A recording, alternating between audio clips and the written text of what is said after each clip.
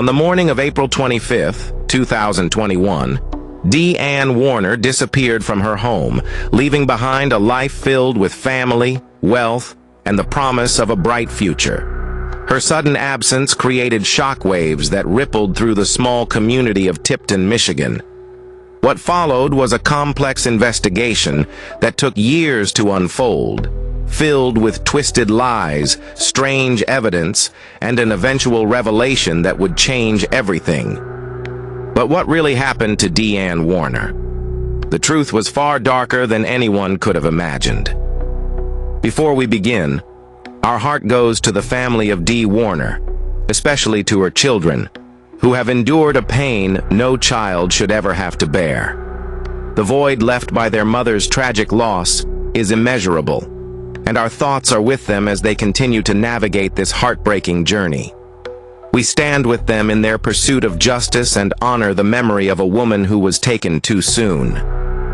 This is True Crime Diaries, where we dive deep into the most shocking and tragic stories, uncovering the hidden truths and giving a voice to those who can no longer speak for themselves.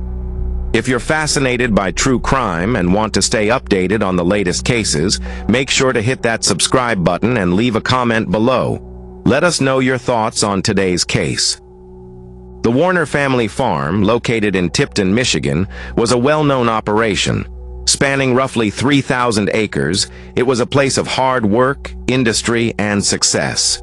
In addition to farming, the family ran a trucking business that generated millions of dollars each year.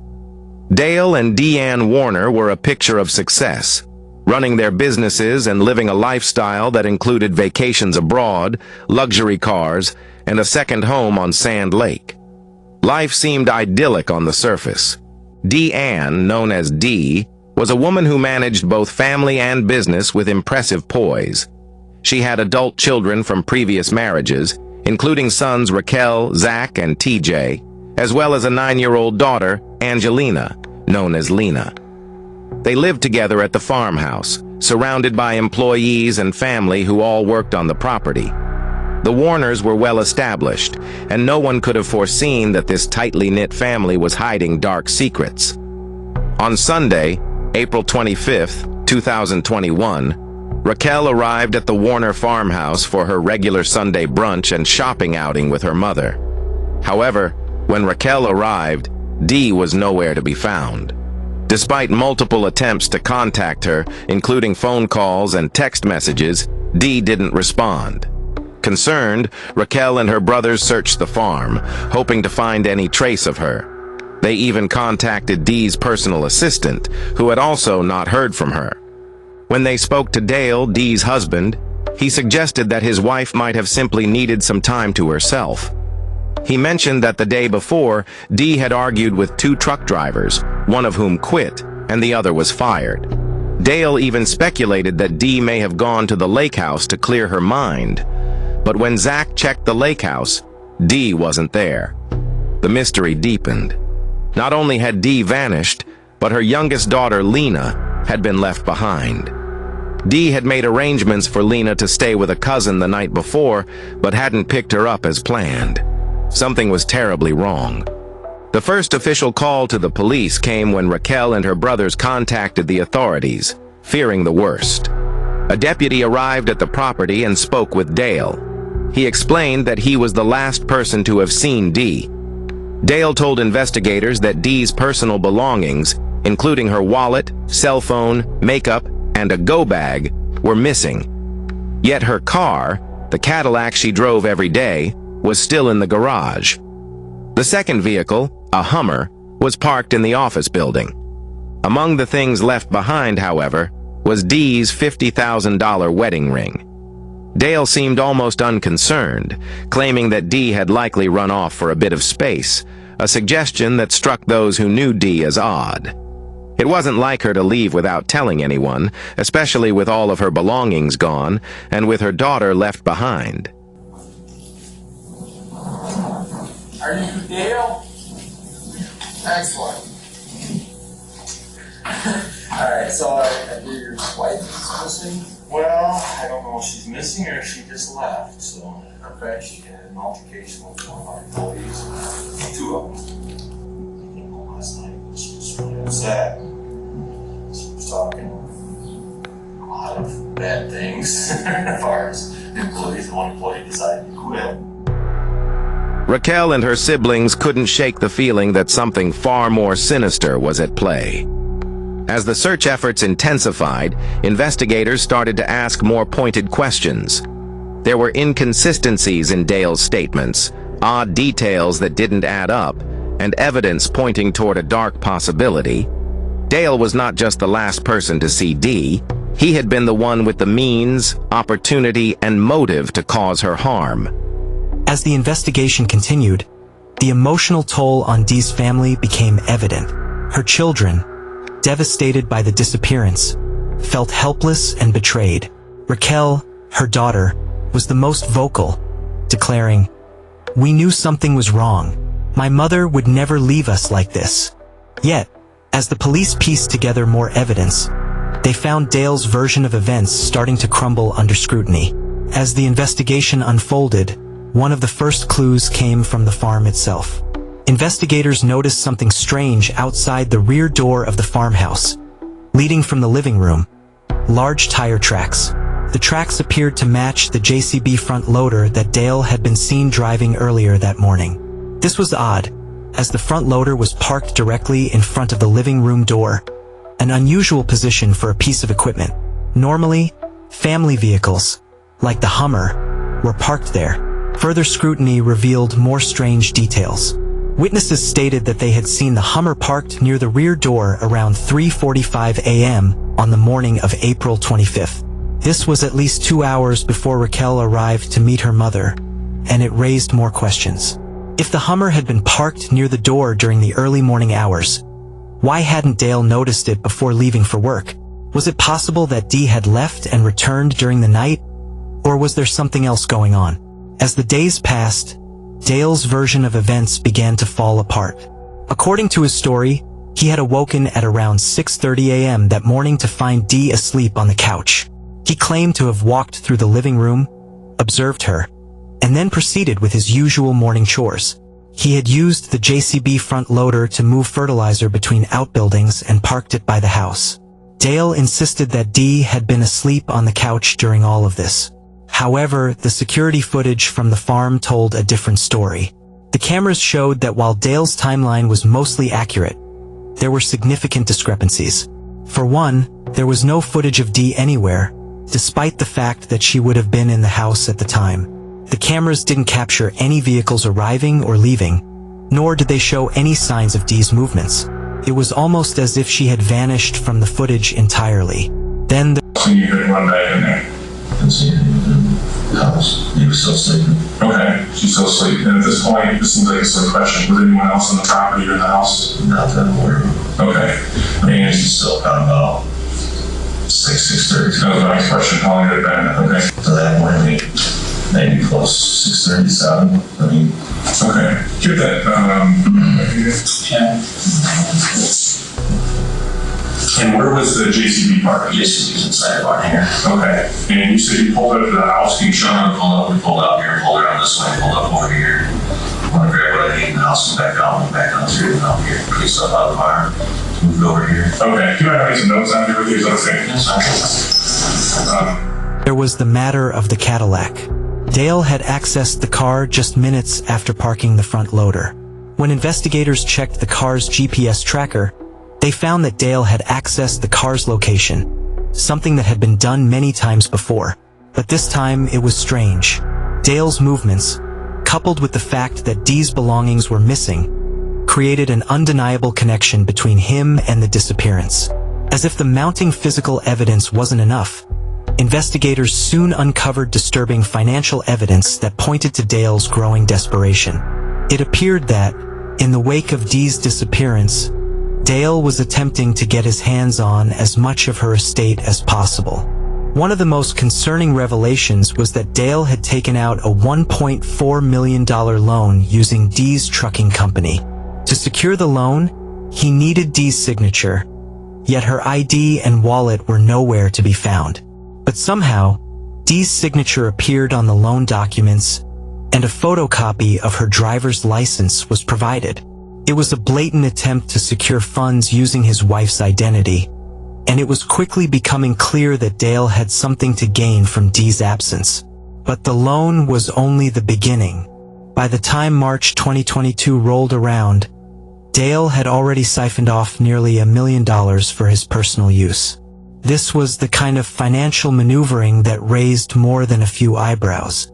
The fact that Dale was behaving in such an opportunistic manner so soon after his wife's disappearance painted a troubling picture. As investigators dug deeper into the Warner family dynamics, a troubling picture of their relationship began to emerge. The couple's marriage had been troubled for years. Family and friends described Dale as controlling, manipulative, and prone to outbursts. Raquel, Dee's daughter, recalled how her mother had expressed fear of her husband on multiple occasions. Text messages retrieved from Dee's phone painted a disturbing portrait of their marriage. One particularly chilling message from December 2020 revealed that Dee feared for her life, writing, "I literally thought he could kill me." These revelations were coupled with physical evidence of abuse, including bruises that Dee had shown to her massage therapist on 2 separate occasions. Despite the abuse, Dee had stayed in the marriage, reportedly because of her daughter, Lena.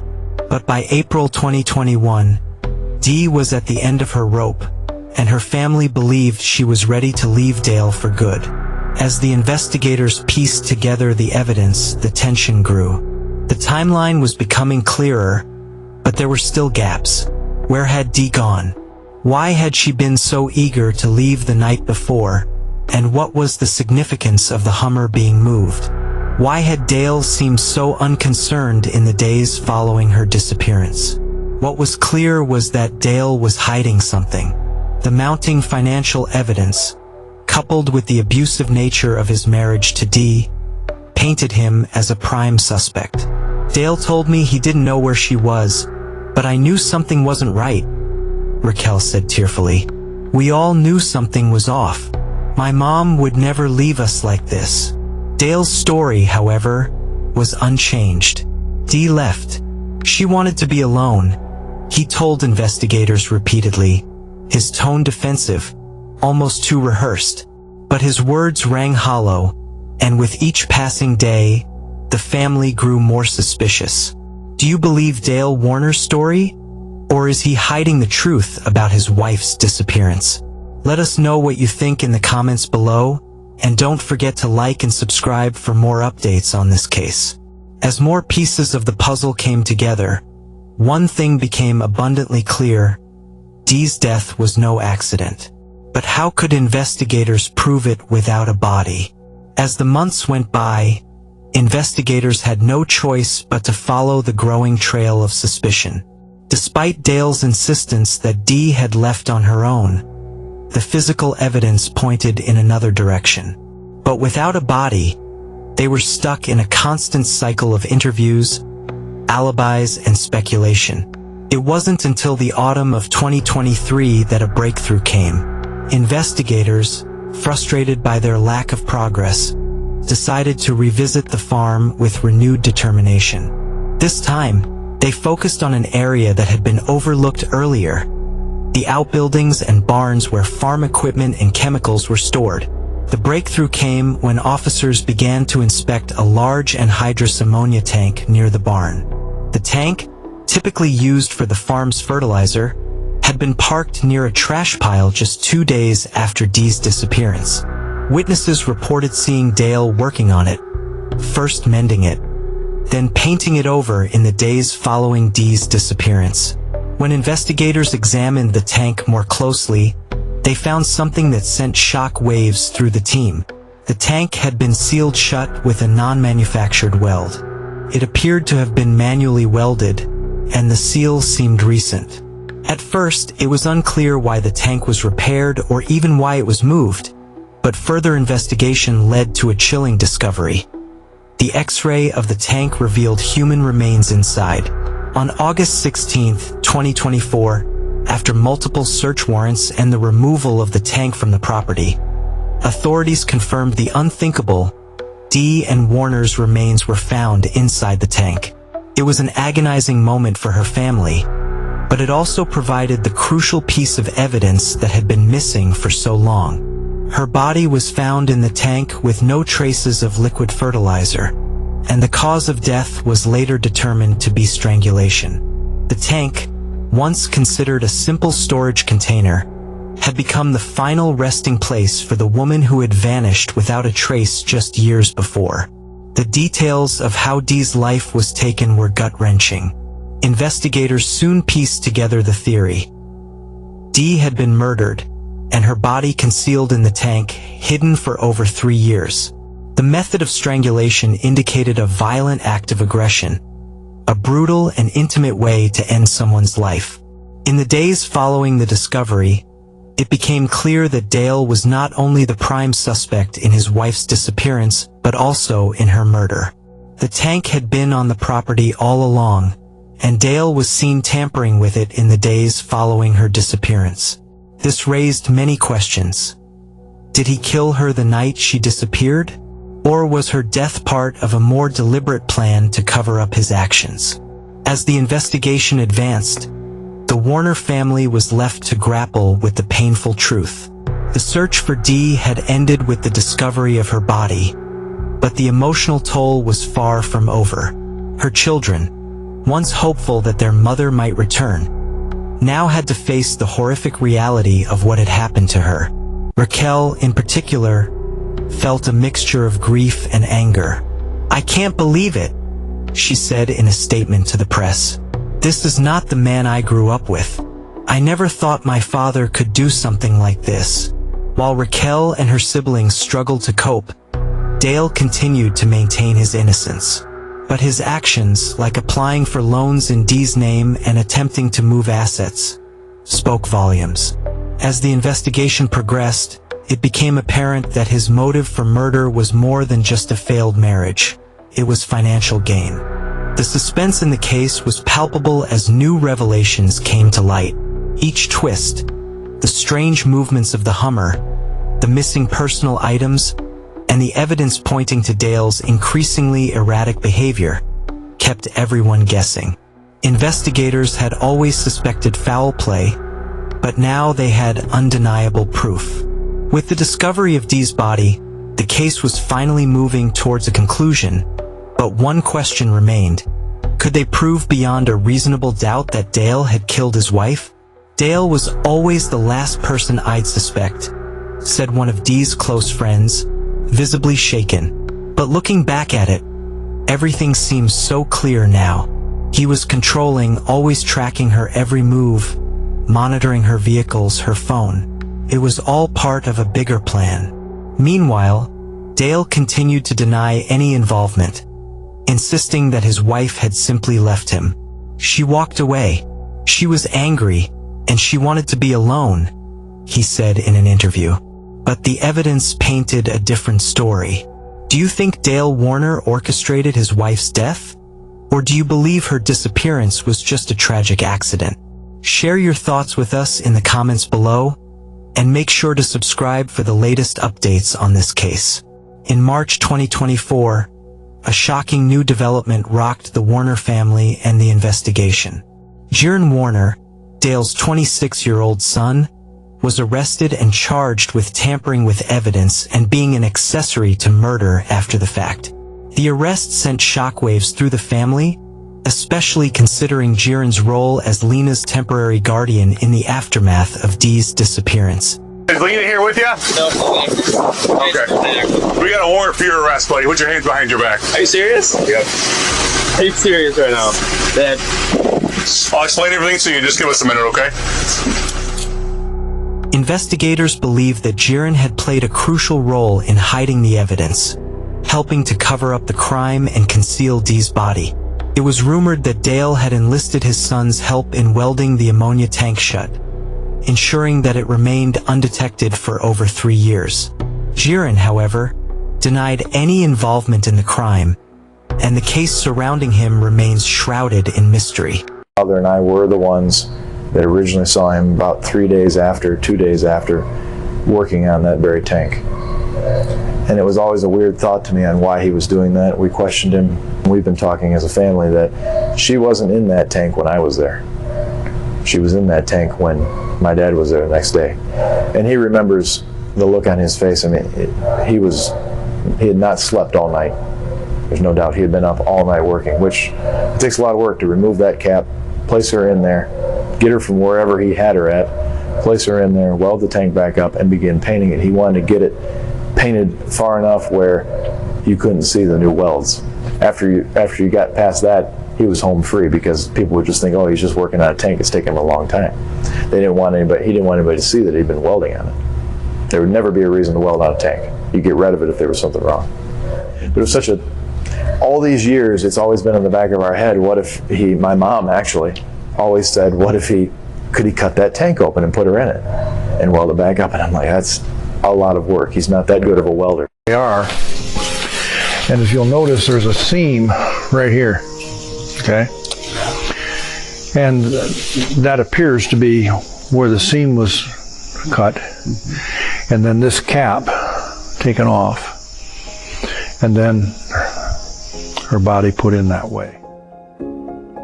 While no detailed statements have been publicly released regarding the specific evidence against Jiren, speculation about his role in the cover-up continues to circulate. Investigators believe that his knowledge of the farm and the family's operations made him the perfect person to help his father hide Dee's body. Jiren had been involved in the daily workings of the farm and was known to have a close relationship with his father, which likely made him an accomplice in the eyes of law enforcement. However, the true extent of his involvement remains unclear, and no definitive proof has been released that links him directly to Dee's murder. As the case developed, the focus shifted back to Dale. Despite overwhelming circumstantial evidence pointing to his guilt, Dale continued to deny any involvement in his wife's death.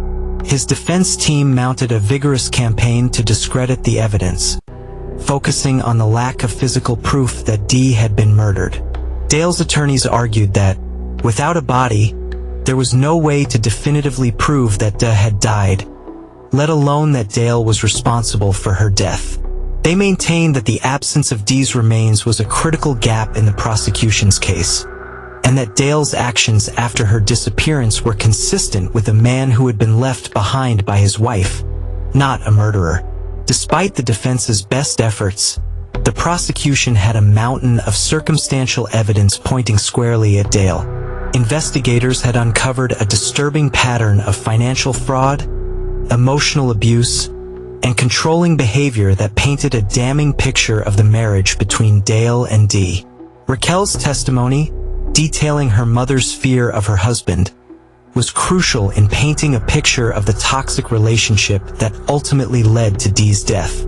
Text messages between Dee and her family revealed the depth of the abuse, including incidents where Dee had feared for her life, claiming in one message that she literally thought he could kill her. One of the most compelling aspects of the case was the financial motive.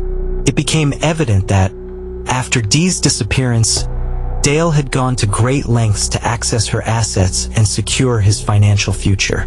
The $1.4 million loan that Dale applied for in Dee's name, as well as the fraudulent activities surrounding the estate, painted a clear picture of a man who stood to gain immensely from his wife's death. The loan application, which required Dee's signature and ID, raised serious questions. Despite her ID being missing, a photocopy of it mysteriously appeared on the documents. Furthermore, Dale's decision to siphon off nearly $1 million from the family business in the months following Dee's disappearance only reinforced the idea that he had something to gain from her absence. Dale's timeline also raised red flags.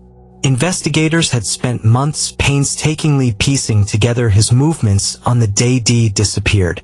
They found discrepancies in his story, particularly regarding the location of Dee's Hummer and the movements of the JCB front loader.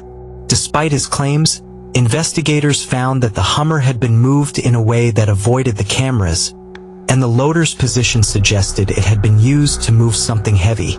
With each new piece of evidence, it became more and more difficult to believe that Dale had no involvement in his wife's death. As the investigation progressed, Dale Warner's trial date was finally set. The trial was scheduled to begin in September 2025, but it was later pushed back to January 27, 2026, due to ongoing legal battles and the complexity of the case. In the meantime, Dee's family filed a wrongful death lawsuit against Dale, seeking $100 million in damages. The lawsuit aimed to hold Dale accountable for his actions, even as the criminal case continued to unfold. While the civil case was not expected to be resolved quickly, it gave Dee's family some hope for justice. They had been through years of uncertainty and pain, but they were determined to see Dale held responsible for what he had done to their mother and loved one. As the months dragged on, the pressure mounted on both sides of the case. With each new revelation, the tension grew, and the question on everyone's mind was clear. Would Dale be convicted of murder, or would his defense succeed in casting enough doubt to secure his freedom? The case seemed destined to go down to the wire, with both sides preparing for a lengthy and emotionally charged trial. The discovery of Dee's body had brought some closure to her family, but it had also opened up a flood of new questions that could only be answered in the courtroom. "I can't even look at him anymore," Raquel said through tears, reflecting on the pain of losing her mother and the betrayal by her father. "How do you live with yourself, knowing you did something like that?" Dale, however, maintained his innocence, refusing to acknowledge any. There was a lot of yelling, there was a lot of cussing, slamming things maybe, irritation. Was your mom happy in the marriage? No. One of the last things that my mom said to me was, "I watch Dateline like every night and he could do something like that to me." And what did she mean? What did you take that to mean? He could do something like that to me. Objection, speculation. If you know. Make her disappear. He left, he insisted. She wanted to leave, and I didn't stop her. I had nothing to do with her disappearance. What do you think of Dale Warner's defense? Is he guilty, or is there more to the story than meets the eye? Share your thoughts in the comments below, and make sure to hit the subscribe button for updates on this shocking case. As lying, 100%. I think that's their only possibility of a narrative that they think they can try to turn the public on, to think that the story of theirs about her vanishing was anywhere even possibly something that logical people could believe. She had been crying a lot. Okay. Was this a usual or unusual appearance from your perspective? Unusual. But how did she say that she was feeling or doing at that moment in time? Did she tell you how her day was going? She did on text message. Oh, okay. What did she tell you? That she had been hyperventilating and vomiting all day.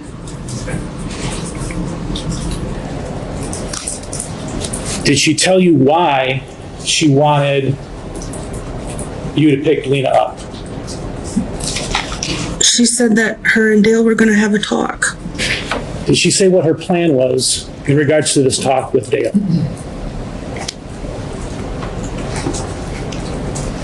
She said she wanted to sell the trucking company and be done. Okay. Be done with what? The marriage. the start of the trial draws near, both the prosecution and defense are preparing for a showdown. With the discovery of Dee's remains, the case against Dale has only gotten stronger. But will it be enough to secure a conviction? Stay tuned as we cover the trial and bring you the latest updates on the shocking case of Dee Ann Warner. January 27, 2026, the day that would finally bring the Warner family a long-awaited chance at justice. After nearly 5 years of emotional turmoil, investigations, and twists, the trial of Dale Warner was set to begin. Dee and Warner's family had been fighting for justice since the day she disappeared, and they had endured unimaginable pain, trying to hold on to hope through years of unanswered questions and frustrating dead ends. Now, the courtroom would become the battleground for what was likely the most important day of their lives. The fight to ensure that Dale Warner was held accountable for his wife's death. The prosecution's case was clear-cut. Dale Warner had killed his wife, Dee, for financial gain, and had gone to great lengths to cover up the crime. From the very beginning, the evidence against him had been overwhelming. His suspicious financial behavior, the inconsistencies in his statements, and the discovery of Dee's body inside the ammonia tank all pointed to his guilt. Dale Warner was not just her husband. The prosecutor began in the opening statements. He was a man who saw an opportunity, a chance to take control of his wife's wealth, and he took it. He murdered her and hid her body in plain sight, in a place he knew would never be searched. The courtroom was filled with emotions, as Raquel, Dee's daughter, listened intently. The prosecution would go on to present a detailed timeline of the morning Dee disappeared, outlining the sequence of events that led to her brutal murder. The prosecution relied heavily on circumstantial evidence: Dale's financial motives, the missing items from Dee's personal belongings, the absence of Dee's phone activity, and the strange movements of vehicles around the farm. But the pivotal piece of evidence was the discovery of Dee's body inside the ammonia tank. X-ray images had revealed human remains sealed inside, hidden for over 3 years. The non-manufactured weld on the tank was a clear sign that someone had intentionally closed it off to hide something. The remains were placed there with careful intention, the prosecutor continued. This wasn't an accident or a spontaneous act of violence. This was premeditated murder, and Dale Warner is the only person with the means and opportunity to carry it out. They also presented evidence of Dale's attempts to cover his tracks. His false narrative about Dee leaving on her own, his unusual access to Dee's vehicle and personal items, and the fraudulent financial activities in the months following her disappearance. Investigators revealed that Dale had applied for a loan in Dee's name and even siphoned nearly $1 million from her estate. Dale's defense team was just as determined to maintain his innocence. They argued that there was no direct evidence connecting Dale to his wife's murder, and that everything pointed to her leaving of her own accord. The most emotional part of the trial came when Dee's family took the stand. Raquel, her daughter, told the court about the loving mother she had lost, but also about the abusive relationship she had witnessed between her parents. "My mother was afraid of him," Raquel testified, her voice breaking with emotion. "She always said she was scared of what he might do. She wanted to leave him, but she was worried about what he might do to us if she did." Raquel's testimony was followed by that of Dee's sister-in-law, Amy, who recalled the final hours before Dee's disappearance. She testified that Dee had been distraught and planning to confront Dale about the state of their marriage. She was upset, but she was also determined to have a conversation with Dale. She was planning to tell him she was done, Amy said. "I texted her later that night to check on her, and the reply I got was strange. Just a single K. I never heard from her again." These emotional testimonies painted a picture of a woman trapped in an abusive relationship, one who had planned to leave but never had the chance. The tension in the courtroom was palpable as the trial unfolded. Each witness seemed to add a new layer to the case. The mounting evidence against Dale Warner made it clear that the prosecution had a solid case, but it was the emotional testimonies from Dee's family that left an indelible impact on the jury. As the trial neared its end, both sides made their closing arguments. The prosecution had painted a compelling picture of a man who was willing to murder his wife for financial gain and hide her body to avoid the consequences of his actions. The defense, however, stuck to their argument that the evidence was circumstantial and that there was no proof that Dale was responsible. The jury was tasked with deciding whether Dale Warner was guilty of first-degree murder or if there was enough doubt to acquit him. The deliberations would be lengthy, as the evidence was complex and the stakes were high. For Dee's family, the wait was agonizing.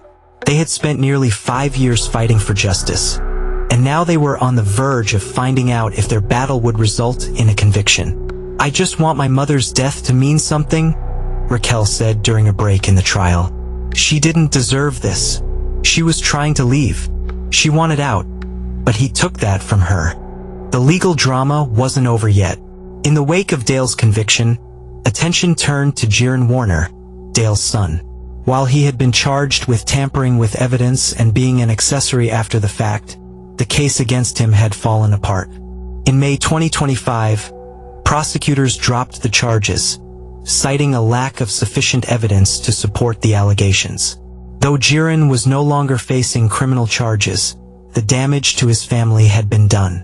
His role in the cover-up, whether by his own doing or under his father's influence, would always be a source of contention. His involvement in the case, however minor, had caused irreparable rifts within the Warner family, and many wondered if he could ever truly escape the shadow of his father's crime. The case would be a lengthy one, likely extending into 2026. But for Dee's family, the legal battle had become a symbol of their commitment to honoring her memory. They were determined to ensure that the man responsible for her death would be held accountable, no matter how long it took. The small town of Tipton, Michigan, would never be the same after the events surrounding Dee and Warner's disappearance and death. The Warner family, once a pillar of the community, had become a symbol of the complexities of human nature, the darkness that can lie behind closed doors, even in the most seemingly idyllic of families. Dee's friends, employees, and extended family had all felt the ripple effect of her tragic end. Many had grown to love her over the years, and now they too had to grapple with the harsh reality of her death at the hands of someone she had trusted. But even as the town tried to heal, they couldn't forget the lessons this case had taught them. The dangers of unchecked control in relationships, the impact of financial desperation, and the lengths some people will go to when driven by greed and fear. As we close the book on this chapter of Dee's life, her family has vowed to continue honoring her memory, keeping her spirit alive for her children and grandchildren. For them, the battle will never truly end, but they can finally move forward, knowing that the man who took their mother's life will never see the light of day again. What do you think in the case of Dale Warner? Was justice truly served for Dee, or is there more to the story? Let us know your thoughts in the comments below, and don't forget to subscribe for more in-depth coverage of true crime cases like this one. As the case of Dee Ann Warner reaches its final legal conclusions, one question still remains.